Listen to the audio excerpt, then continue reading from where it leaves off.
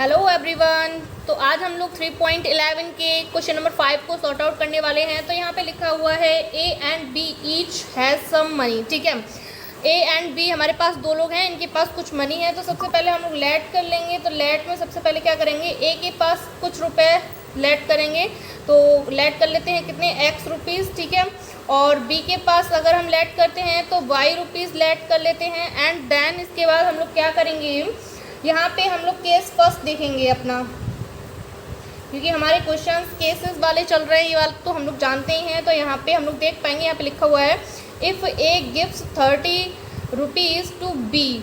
ए जो है वो 30 रुपये बी को देता है। ठीक है, तो ए है हमारे पास क्या, एक्स, और बी है हमारे पास क्या, वाई। ठीक है, अगर ए के पास जो भी रुपए हैं उसमें से वो बी को 30 रुपये दे देगा, तो सिंपल सी बात है कि इसके पास 30 रुपये कम हो जाएंगे और बी के पास 30 रुपये बढ़ जाएंगे।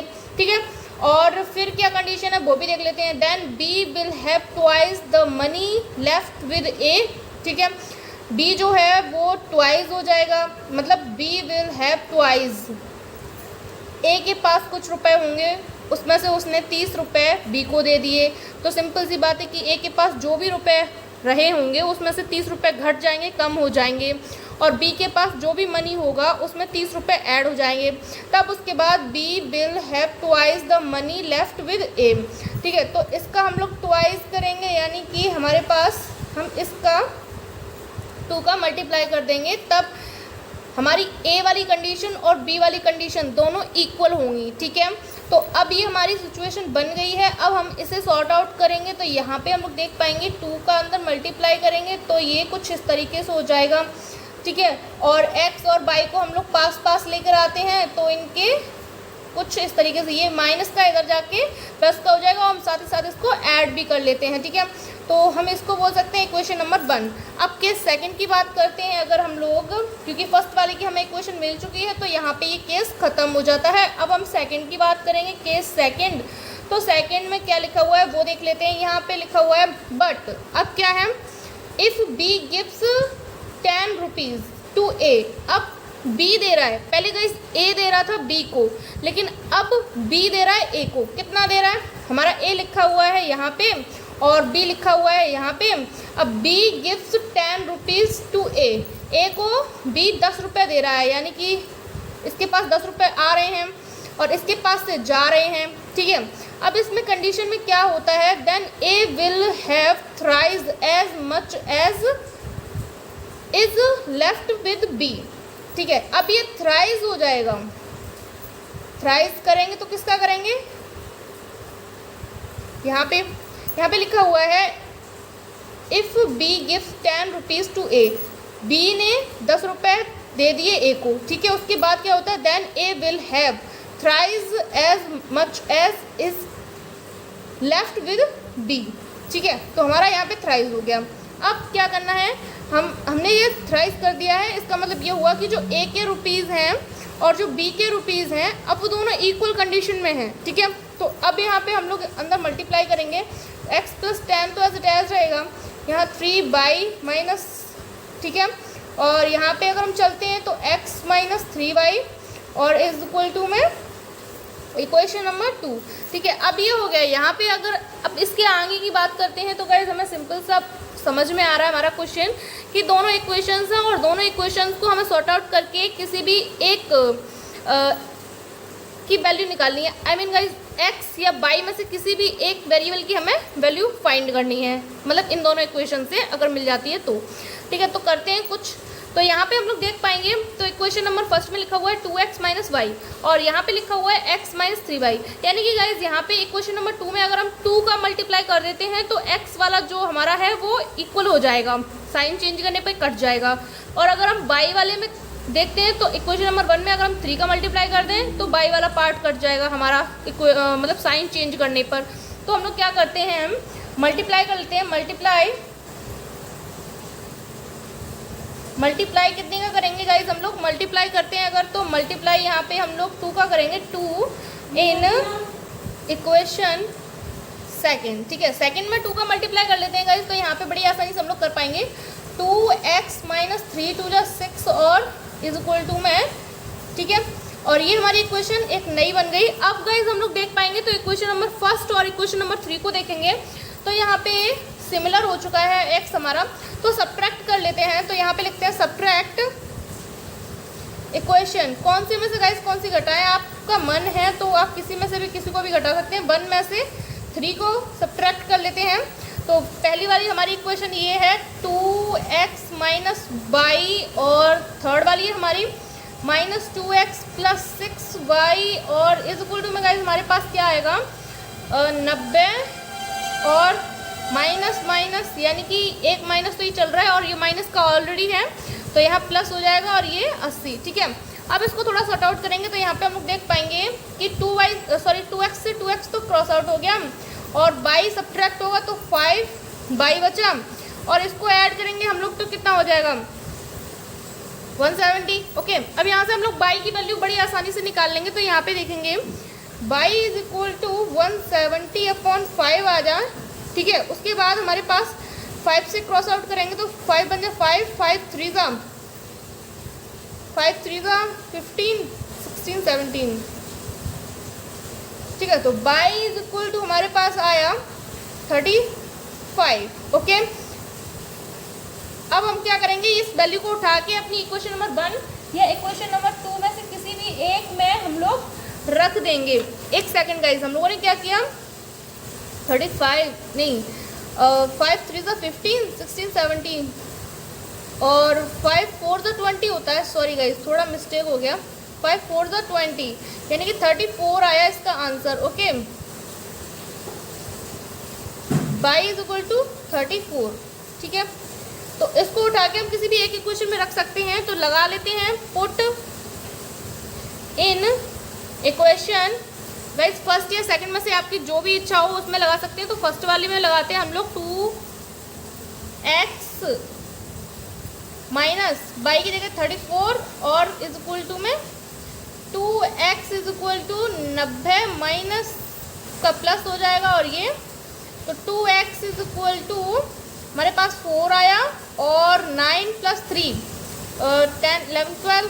ठीक है, तो x इज इक्वल टू आया 124/2, इतना ही आएगा।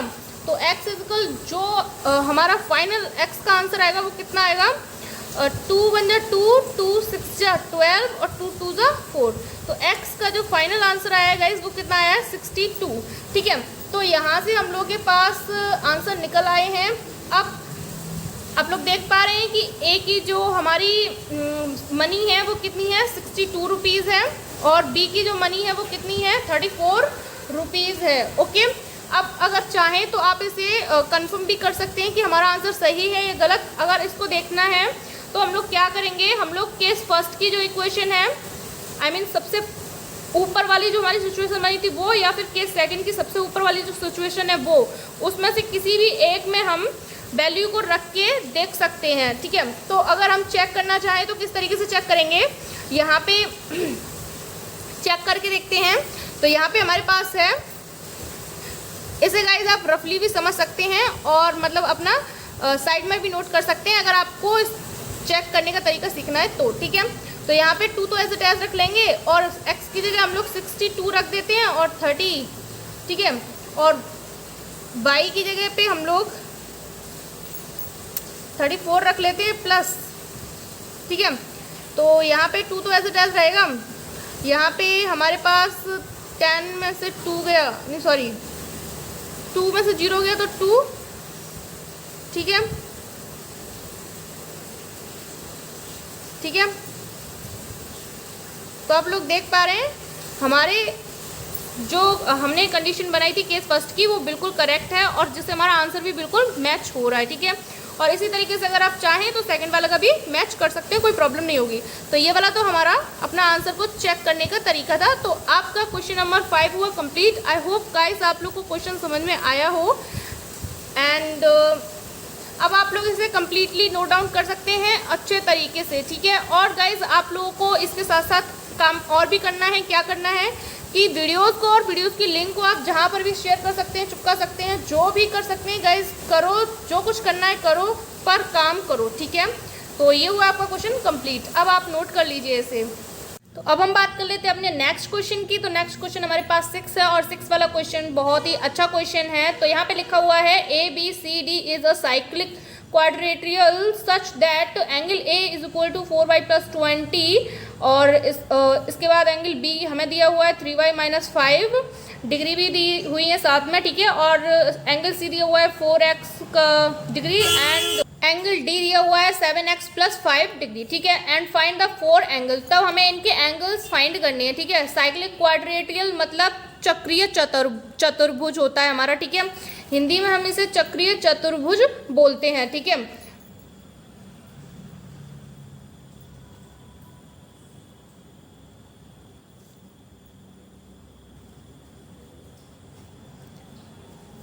साइक्लिक क्वाड्रेट्रियल का मतलब चक्रीय चतुर्भुज, ओके। तो यानी कि गाइज इससे हमें साफ समझ में आ रहा है कि हमारा डायग्राम कैसे बनेगा। हमारा डायग्राम एक सर्किल होगा, ठीक है, और उसके अंदर हमारा इसकी वर्टेक्स सारी की सारी हमारी इस पे सर्कमफ्रेंस पे होंगी, ठीक है। तो यहाँ से हम इसे एक नाम दे देते हैं ABCD और हम ये जानते हैं कि हमारे इसमें जो हमारे अपोजिट एंगल्स होते हैं उनका जो ऐड होता है वो कितना होता है, 180 होता है। यानी कि गाइज यहाँ से हम लोग देख पाएंगे तो यहाँ से एंगल A का अपोजिट एंगल कौन सा है, एंगल C, तो plus angle C is equal to guys 180 होगा हमारा। और यहाँ पे हम लोग देखेंगे एंगल B और एंगल B का अपोजिट एंगल हमारे पास है एंगल D, तो ये हुआ एंगल D और इज इक्वल टू हमारा 180 होगा। ये हमारी इसकी प्रॉपर्टी होती है, आप लोगों को बहुत अच्छे से पता होगा, ठीक है। जब हमें हमारे इस चक्रीय चतुर्भुज यानी कि साइक्लिक क्वाड्रेट्रियल का प्रॉपर्टीज़ पता है, इनकी प्रॉपर्टीज़ हमें पता है, तो हम इनकी प्रॉपर्टीज़ का यूज़ करेंगे और अपने इस क्वेश्चन को बहुत ही अच्छे तरीके से सॉल्व करेंगे। अब हम लोग अपनी प्रॉपर्टी को देखेंगे तो हमारे पास दोनों प्रॉपर्टी यानी कि इसकी लिखी हुई हैं और इन दोनों प्रॉपर्टी को अगर हम देखते हैं, वैसे तो ये एक प्रॉपर्टी हो गई लेकिन अलग अलग लाइन में लिखी हुई इसलिए हम दो भी बोल सकते हैं, कोई प्रॉब्लम नहीं है। तो यहाँ पे हम लोग देख पाएंगे कि angle A, angle C, angle D और एंगल B ये चारों की वैल्यूज़ हमें ऑलरेडी क्वेश्चन में दी हुई हैं। तो हमें सिंपल सा काम करना है कि ये चारों वैल्यूज़ उठानी है और इनमें लगा देनी है। जब हम पहले एंगल A और एंगल C की वैल्यू को सॉर्ट आउट करेंगे तब देखिए क्या होता है। एंगल A हमारे पास है, एंगल A कितना है 4y + 20 प्लस एंगल C की वैल्यू कितनी है हमारे पास गाइज 4x, ठीक है। और इज इक्वल टू में गाइज हमारे पास है 180, क्योंकि हमारी प्रॉपर्टी चल रही है तो हमने सिंपल सा काम किया, अपनी वैल्यूज़ को उठा के यहाँ लगा दिया, ठीक है। अब यहाँ पे हमारे पास 4y एज डैश रहेगा प्लस 4x भी एज डैश कर लेते हैं, इज इक्वल टू 180 - 20 कर लेते हैं और यहाँ से 2 कॉमन, यहाँ से 4 कॉमन ले लेते हैं गाइज, ठीक है। तो यहाँ पे बचेगा क्या x + y, ओके। यहाँ पे हम लोग 20 को सब्ट्रैक्ट कर लेते हैं तो हमारे पास बचेगा 160, ओके। इसको हम इधर डिवाइड में भेज देते हैं तो x + y is equal to 160 upon में गाइस कितना 4, तो x + y is equal to 4 × 1 = 4, 4 × 4 = 60, ठीक है, 16 होता है ना। तो ये हुआ हमारा फर्स्ट वाली इक्वेशन, ठीक है। अब हम क्या करेंगे, अपनी जो एंगल B + एंगल D की हमारी लाइन है इसमें हम अपनी वैल्यूज़ को पुट अप करेंगे, ठीक है। तो एंगल B की वैल्यू हमें पता है क्या है, हमारे पास है 3y - 5 प्लस एंगल D हमारे पास कितना है गाइस 7x + 5 और इज इक्वल टू में हमारा वही सेम 180, ठीक है।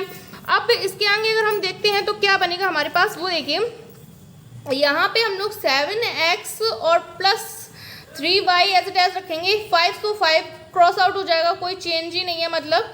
तो यहाँ से इसको क्रॉस आउट किया और इज इक्वल टू में 180 आया, ठीक है। तो इसको हम लोग इक्वेशन नंबर 2 बोल सकते हैं। अब हम लोग equation number 1 and equation number 2 को देखेंगे तो सिंपली अगर हम x को काटना चाहते हैं तो 7 का मल्टीप्लाई करते हैं और अगर हम y को काटना चाहते हैं तो 3 का मल्टीप्लाई करते हैं। किस में करते हैं, इक्वेशन नंबर 1 में। तो हम किसी एक का मल्टीप्लाई करके अपनी इस इक्वेशन को सॉर्ट आउट कर सकते हैं। तो हम मल्टीप्लाई करेंगे, नाउ मल्टीप्लाई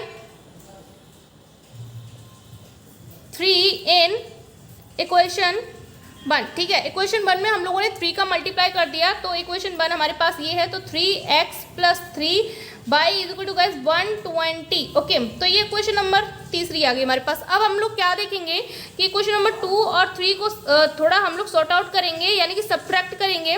तो इक्वेशन नंबर 2 ठीक है। तो सब्ट्रैक्ट करते हैं, सब्ट्रैक्ट इक्वेशन हम किस में से किसको घटा सकते हैं, आप किसी में से भी किसी को भी घटा लीजिए, कोई प्रॉब्लम नहीं है। तो हम लोग क्या करते हैं, सेकंड में से थर्ड को सब्ट्रैक्ट कर लेते हैं, ठीक है। सेकंड वाली पहले लिख लेंगे 7x + 3y माइनस, यहाँ पे हम लोग थर्ड वाले को लिखेंगे यानी कि 3x - 3y, ओके। और उसके बाद 180 एंड -120 ये हुआ, ठीक है। अब इसके बाद क्या है, सिंपल से काम करना है। तो 3y कैंसिल आउट हो गया, ओके। 7x में से 3x गया तो कितना बचा गाइस, 4x, और यहाँ पे 180 में से 120 गया, यानी कि गाइस, ठीक है। आई होप हम लोग बिल्कुल सही चल रहे होंगे। तो अब यहाँ पे हम लोग x अगर निकालते हैं तो इतना आता है, ठीक है। अब इसको हम थोड़ा और सॉर्ट आउट करेंगे तो कितना जाएगा, 2 × 2 = 4 और 2 × 3 = 6, ओके, ठीक है। और यहाँ पे जाता है 2 × 1 = 2, ठीक है। तो यहाँ पे गया x = इतना। अब हमें यहाँ पे x की वैल्यू मिल चुकी है, ठीक है। तो x की वैल्यू मिल गई, इसका मतलब ये है कि हमारा क्वेश्चन लगभग हमारे आंसर के पास ही है। हमको फाइंड क्या करना है, फाइंड यहाँ पे लिखा हुआ है फाइंड द 4 एंगल, यानी कि हमें ना ये चारों एंगल्स फाइंड करनी है। ये जो 4 एंगल्स है हमारे पास, ये चीज़ हमको फाइंड करनी है, ठीक है। तो यहाँ से हम लोग देख पाएंगे कि हमारे पास angle A, angle B, angle C, angle D, चारों की वैल्यूज हमको दी हुई हैं। तो हम उनका यूज़ करके अपनी इन सभी एंगल्स को भी फाइंड कर लेंगे। तो यहाँ पे हमारे पास एंगल ए क्या है, तो एंगल ए को लिखेंगे एंगल ए = एंगल ए हमारे पास है कितना, सॉरी अभी हमें बाई की वैल्यू और निकालनी है, क्योंकि हमारे एंगल में बाई भी दिया हुआ है। एक्स वाली तो हम निकाल ही लेंगे, लेकिन बाई की भी निकालनी है। तो अभी इसको नहीं करेंगे, हम करेंगे यहाँ पे पुट इन।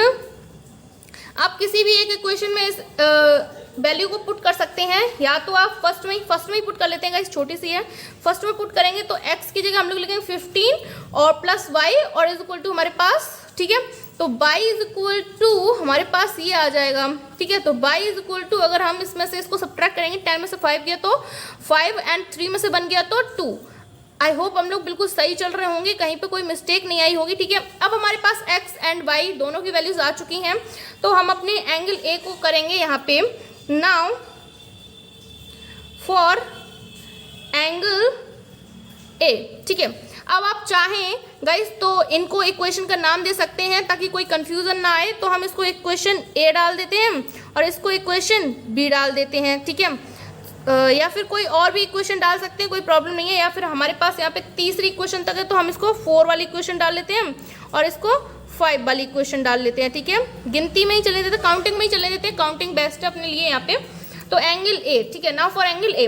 तो एंगल ए = हमारे पास कितना है गाइस, 4 + 20।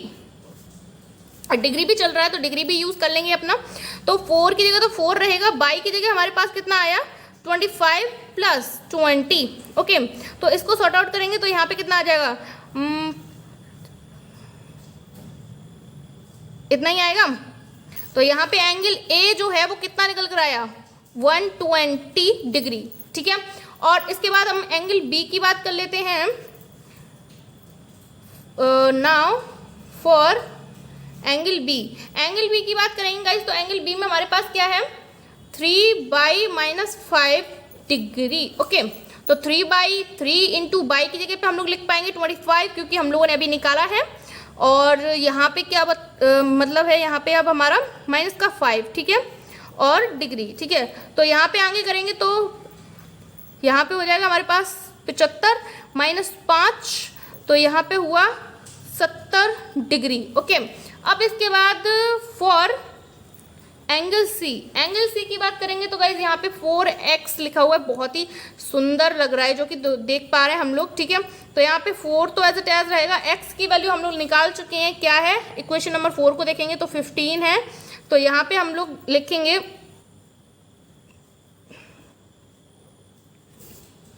ठीक है, और डिग्री है इसका, तो यहाँ पे हम लोगों ने डिग्री लगा दी, ठीक है।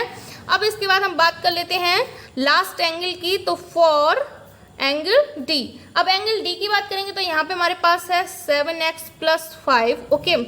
इसकी निकालेंगे तो 7x तो 7 इंटू एक्स की जगह हम लोग लगा पाएंगे कितना, 15 और +5, ठीक है। तो यहाँ पे हो जाएगा